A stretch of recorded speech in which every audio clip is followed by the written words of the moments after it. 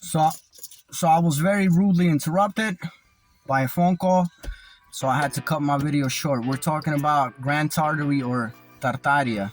I'm gonna pick up where I left off. So, as I said before, the evidence show that it was one land, one kingdom, all throughout the world. Even if you look at some of the mummies that are found in northern China, like Urumqi, thousands and thousands of years old mummies that show. If you look up such things, such discrepancies as a Genghis Khan, and you scroll down in Google Images, you will find the real Genghis Khan.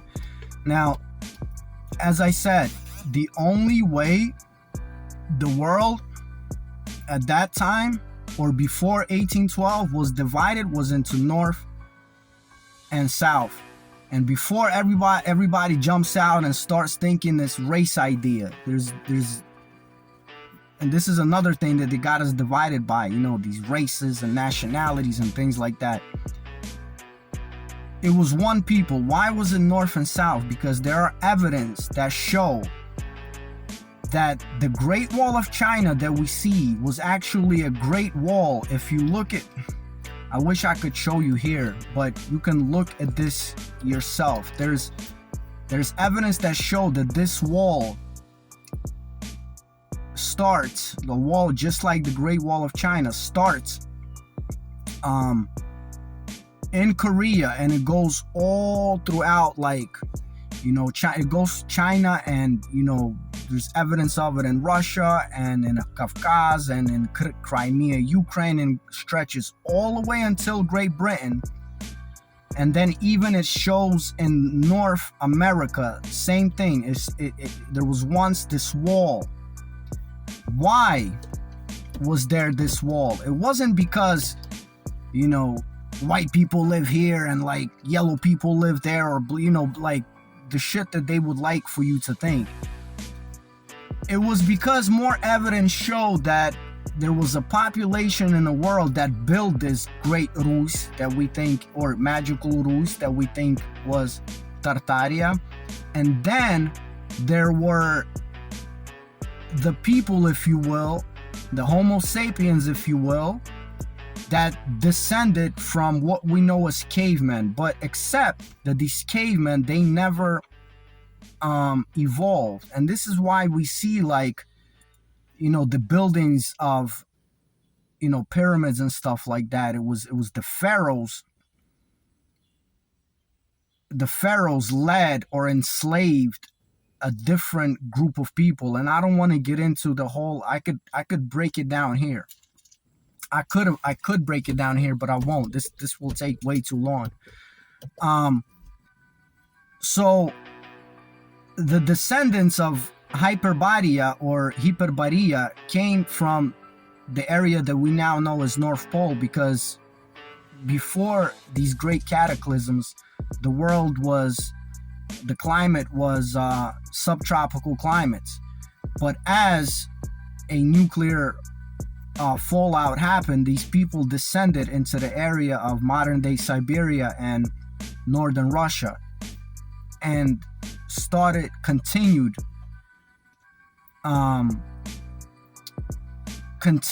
their culture. But their idea was to unite the world, to make the northern part of the world one, but to separate the southern part of the world, because those were the people, what we now know, without a conscience.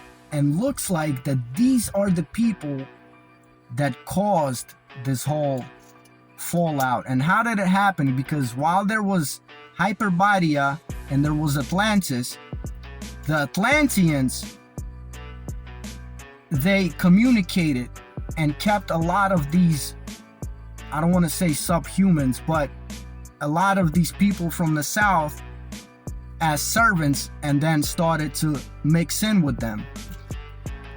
So these folks, the biblical Abrahamic Zionist folks, took revenge in 1812, and instead of you, this is very, very important. They don't want us people as Slavs coming from the great Rus and magical Rus, and I'll explain to you why I'm saying magical Rus in a second. They don't want us to remember who we are, because once we remember who we are, everyone else will follow and will figure out that we all used to be one. The Celts will follow, the Aborigines from Australia will follow, the Hopi Indians and descendants of Mohicans and such things, they will wake up and they will follow, great African sciences. So we are in the forefront of that war. We have always been in the forefront of that war. As I said, even if you look at official history, since the Byzantine Empire, they have always been trying to conquer that land. Hence, what we see now is the same thing. Is there some sort of a revolt going on in Russia right now against the great power? I'm kind of thinking there is, because once again, the war is concentrated there. I made videos about this. There's a reason why Hitler took the most sacred of Slavic symbols, the swastika, and made it his own. There was a reason why he called his movement the Aryan Brotherhood movement, to distort everyone, to throw you off. Now, also, in the name Tartaria is not to be confused with Tatars, because there are Tatar people in that territory. And again, when you look at what they're trying to present to us, is they're trying to throw us off. My brother Jim Dillinger mentioned something about the Kufi language. The people from that area, the originators of Rus, they used to use runas and suras, which a lot of the Arabic countries adapted. Why am I calling it magical Rus? Because even if you look at Bukvica, which is like the original alphabet of 49 letters, 7 by 7, each letter presents a key to the path of self-discovery, and this is why it's so important. So they know that not the original, I don't want to say the original because I don't want to discredit anyone, but the heart of what was before 1812 lies, in Rus, in modern day Russia, if you will, and Siberia. That's where the heart is, because again, evidence, I can't show you the books, because if you're only an English speaker, you have to read these books in Russian and other, Slavic languages. There are books. We have been passed down the information. Why did the idea of Tartaria again all of a sudden explode in 2012? Somewhere around that time, is because in the 90s, after the Soviet Union fell apart, a neo-Slavic movement started to arise in Russia and Ukraine and Belarus, and it was really, picking up speed by the 2000s. It was growing. People wanted to know finally about their culture. People were being proud of who we are, which before that it was unheard of, because mainstream science and mainstream historians and archaeologists have always just told us, well, where did the Slavs come from?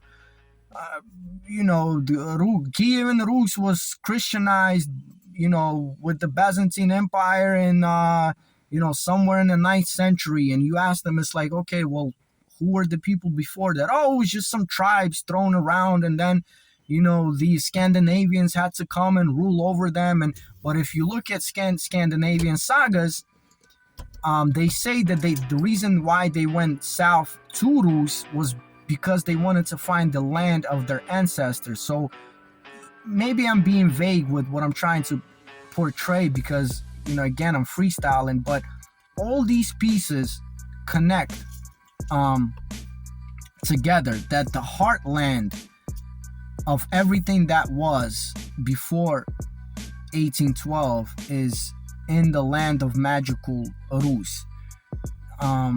Even such people like Nikolai Tesla, you know, he came out of what we think is Tartaria, was actually the magical Rus.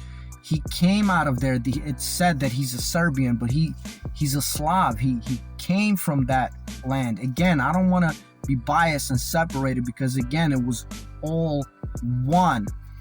And people like Tesla, he wanted to bring this technology that they had in this one land, the technology that the world lived by. I've even learned that the cupolas of churches, like the church tops, were made in such a way where it generated energy, where it generated power. They weren't just made to, put a cross on top. And all these technologies have been lost. I mean, think to yourself. I've talked about it on this channel all the time. Is what they're trying to tell us is that we were some sort of savages before the 20th century, and then all of a sudden in the 20th century, the Industrial Revolution happens, and we go from riding horses to flying planes like that quick. I mean, come on, man. But the way it happened, the way Industrial Revolution happened, is we started using, biofuel and oil, like all these different things that in turn, started to destroy the world that was before, because there are evidence found that even the trees that were inhabiting, I will use the word inhabiting the planet before 1812 were way bigger than any biggest tree in the world that we see now. These trees were just unimaginably gigantic in size. So all of that was erased, if you will, out of our memory, but it's starting to resurface. It's starting to resurface in a piece here and a piece there, and that's why there are so many that's why there are so many controlled oppositions all over the place. And the idea of Tartaria or Grand Tartary is another controlled oppositions.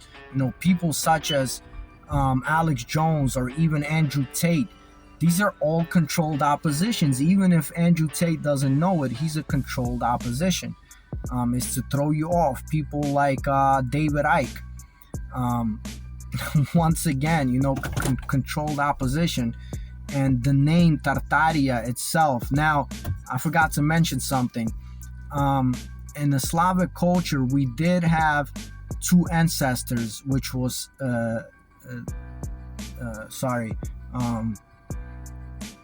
Tar and Tara, which were brother and sister rulers of the magical Rus before 1812, were noble rulers that loved their people. So maybe when they, came out with this whole idea of the name of Tartaria, maybe, they took the word side of hell, and they took the rulers or the leaders, leaders, not rulers, because rulers they only exist now. The leaders of that time, they kind of put it together to confuse us more.